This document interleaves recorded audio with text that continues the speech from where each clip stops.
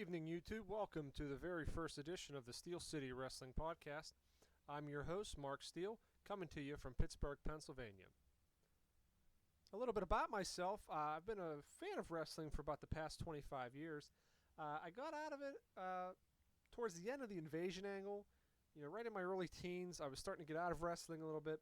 I rediscovered my passion for the art of wrestling about 5 years ago. And for the past couple years, I've been fans of other wrestling podcasts. We have guys like JD from New York with his brand Off the Script, Wrestling Reality with Justin LaBar, the guys over at What Culture, and Brian Zane over on Wrestling with Regret. Now, those are guys that I've been listening to for the past couple years, and they really seem to be having a lot of fun with discussing wrestling with people. And that's what I want to do. I'm not doing this for money. I'm not doing this for fame. I just want to get my opinions out there. And if you guys want to have a discussion, you make sure you leave your comments.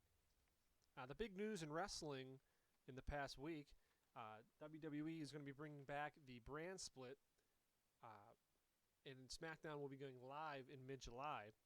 Now, there's a lot of buzz surrounding this. I think it's going to be great for the company. There's a lot of ways I wish they could go, a lot of ways I hope they go, and that's what I want to discuss now. Kind of fantasy book where I'd like to see wrestling, where WWE would go within the rest of the year and looking towards the future. So I'd like to start with a top 10 list that I came up with. Something that I would want to see WWE work towards getting away from, that's just hindered the product, I think, in the last few years. And I'm just going to start off. Number one, of course, is 500 booking. Wins and losses have to mean something. And you don't always have to have a number one contenders match. I know you really can't have that. You want to you bring a guy back, but sometimes, what was Tyler Breeze, like 2-89 or something like that in the last year? I'm like, come on. So number two, each show must bring something different. When I do a rundown of each show, I'll elaborate more on that. Number three, it's not going to happen. I know it's not going to happen, but limit the McMahon's presence.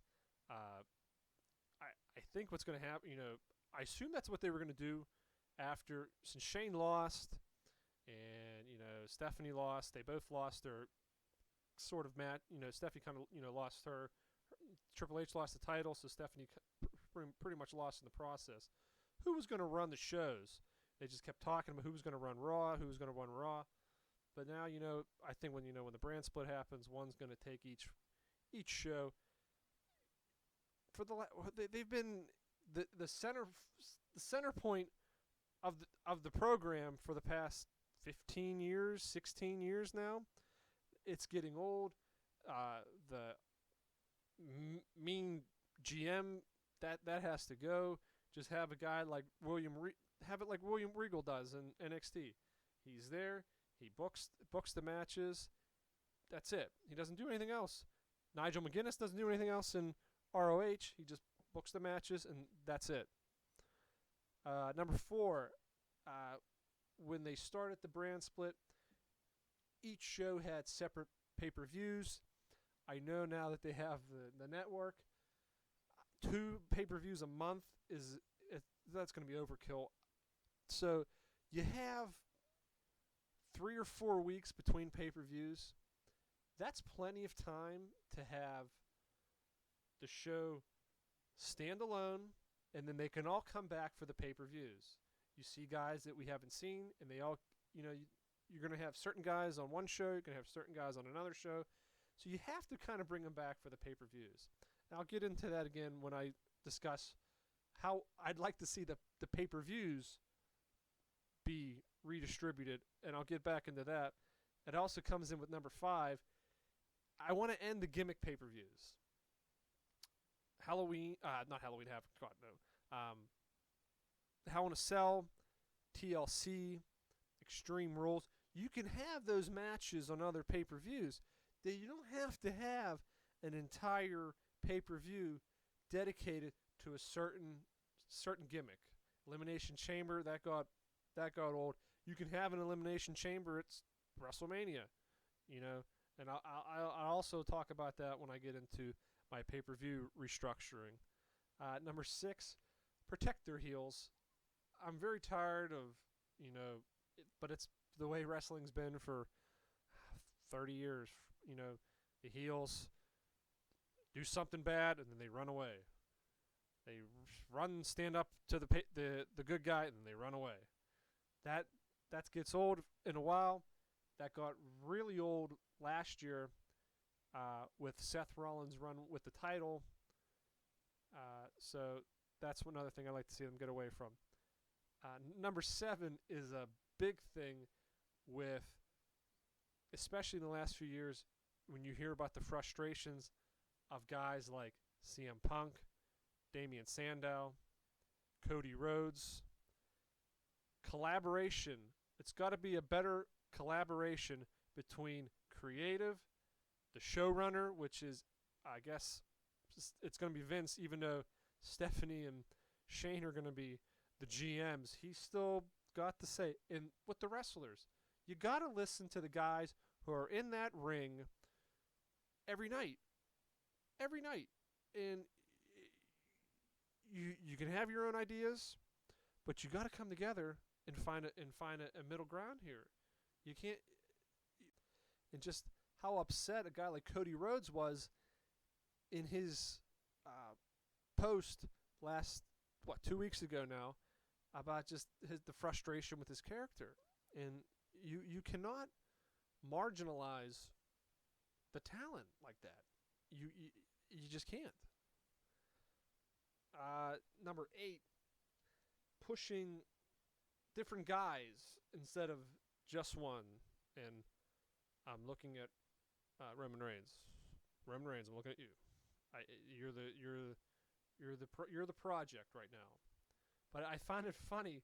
I was watching the Seth Rollins 24 special, and he showed up to Vince.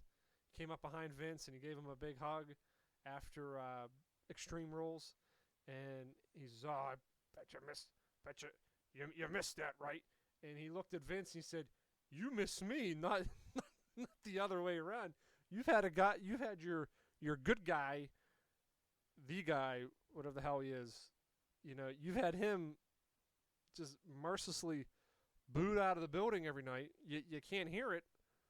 You can't hear the cheers of the John Cena fans. He's been gone now he's back, and the women love Roman Reigns, but I don't know. I'm looking forward to because Reigns has just been so he's had to eat so much crap in the last year, and it's not his fault.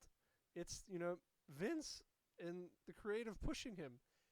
If they finally take the reins, no pun intended there, off of him, and you just let him just rip the crowd apart, you could easily put him in what his cousin, The Rock. People wanted him dead when he first came out, and now he's beloved. You have to go away to come back. You can't just stay the same character. Hogan was Cena can, because I think Cena's such a it's the time now with the PG era and everything, but Hogan was a good guy for 15 years before he became a heel. So it's tricky now. Okay, getting back to my another number 9, the touring, that's never going to change. I think all the house shows, live shows, probably twice. You got the Monday, Tuesday now. So then I think it's Friday, Saturday, and then a Sunday pay-per-view. So you have, 2 days off during the week? I don't know. Does Cheyenne, Wyoming need a live show? I don't know. And finally, the reliance on part-timers, that's kind of gotten away in the last couple years. Uh, the Rock and all that. So that's the last thing I could have come up with, but that's really not an issue. I don't think I'm much of an issue anymore, the part-time guys. So that's my top 10 there for what I'd like to see happen within the next year. Next, I'm going to get into the shows themselves. A lot of talk about, when I said in my second, each show must bring something different. It's imperative that each show has something that makes them stand out from the other. You can, Justin LeBar on his show suggested the women only being on Monday Night Raw, which is a great idea. The longer show, you can have more matches with them, more dialogue with them, more character building with them. Now, on the opposite side, all summer long, we'll be hearing about the Cruiserweight Classic. I don't know where they're going with this. It's just going to be a tournament. Who knows? I was hoping by the end of it, whoever they have winning the title will be awarded the reissued WWE Cruiserweight Championship. So you can have the women on Raw, you can have the high flyers on SmackDown, and then that's each show's calling card. Also, because from what other people say, they don't want 2 world titles. I definitely don't want 2 world titles. The last time around, a lot of guys who wouldn't have been world champions became world champions. So that kind of dilutes your championship. So the world title and also the tag titles need to float around on both shows. I'd say you need to have about probably, so not including the champions on the tag side, you need to have about probably 4 or 5 teams on each show. Every so often the tag will show up. They don't have to have a match. You can have qualifying matches for people to face them at pay-per-views. The World Heavyweight Championship definitely needs to only be one guy.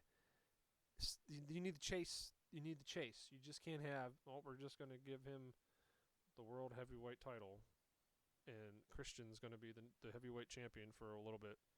That didn't work the last time around.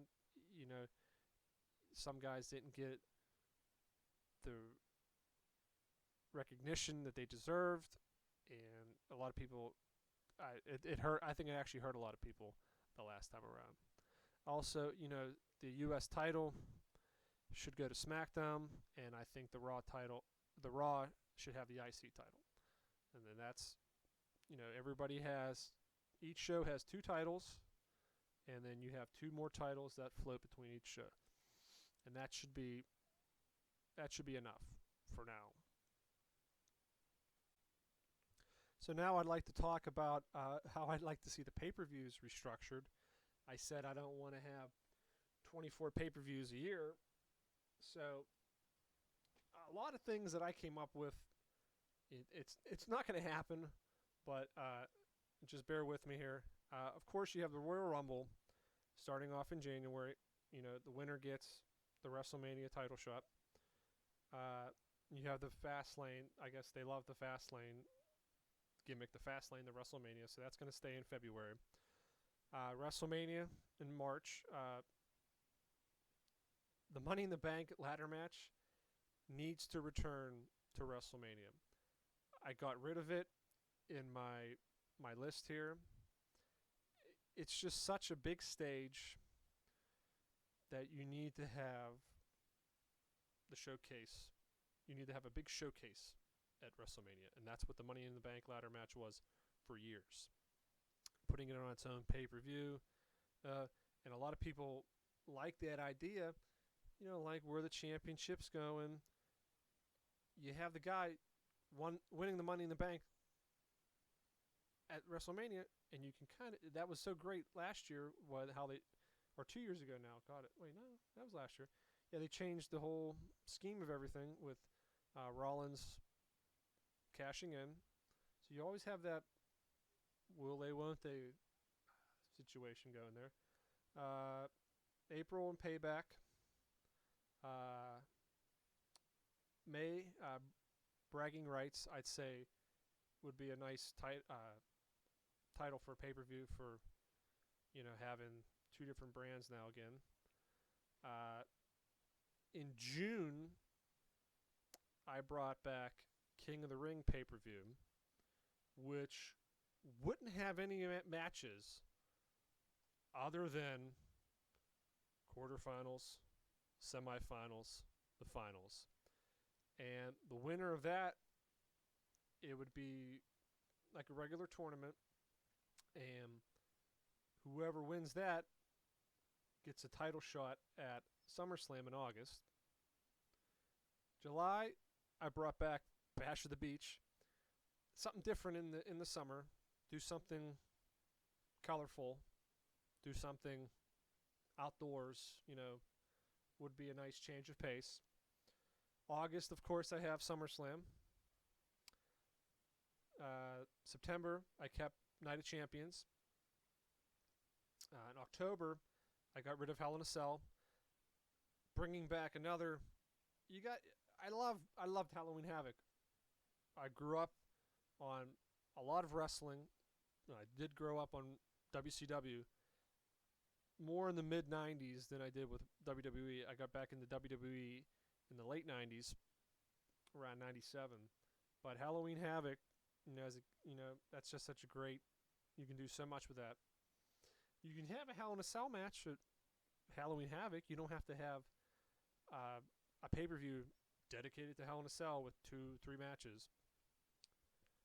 And of course, November we have Survivor Series.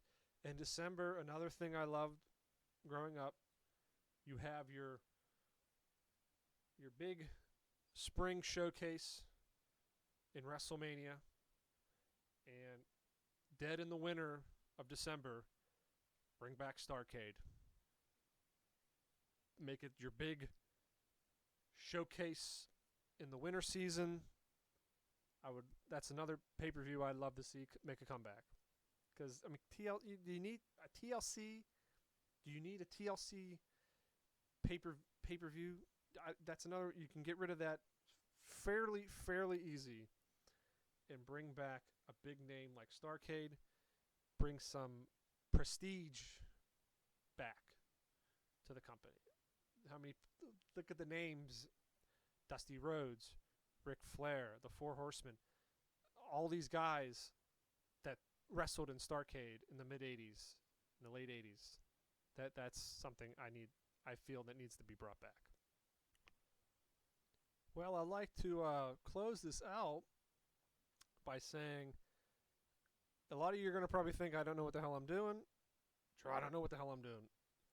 I'm doing this for fun. So leave a comment, leave a question. I'll try to answer it the next time. I don't know if I'm going to do either Raw reviews, SmackDown. I don't really know what this is going to be, or if I'm just going to do pay-per-views, or when there's something big to talk about. I'll make a video. Probably Wednesdays. Wednesdays are the best for me. While I'm recording this right now before Game 2 of the Stanley Cup playoffs, so I'm going to sign this out right now. This is Mark Steele. Let me know if you have a question, and I'll do my best to answer it the next time around. So I'm going to wish you all a pleasant evening. Let's go Pens, and I'll talk to you next time. Hey, if you're in the Pittsburgh area, Saturday night, June 11th, be sure to check out International Wrestling Cartel's Super Indy 15 at the Court Time Sports Center in Elizabeth, PA. Go to iwcwrestling.com for tickets.